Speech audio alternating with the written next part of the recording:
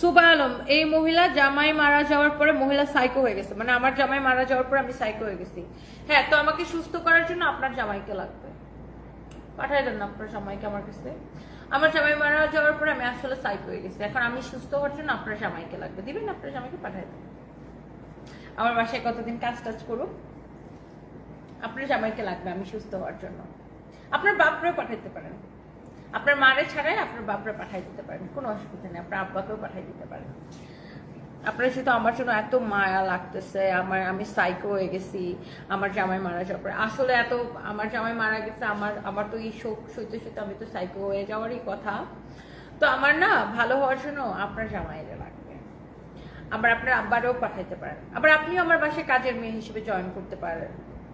Please আপু করেন না।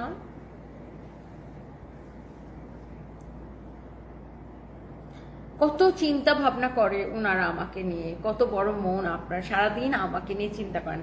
আপনার মনের মধ্যে, আপনার মনটা আসলে অনেক বড়, আপনি আসলে নিজের জীবন রেখে শুধু আমার জীবন নিয়ে চিন্তা করেন।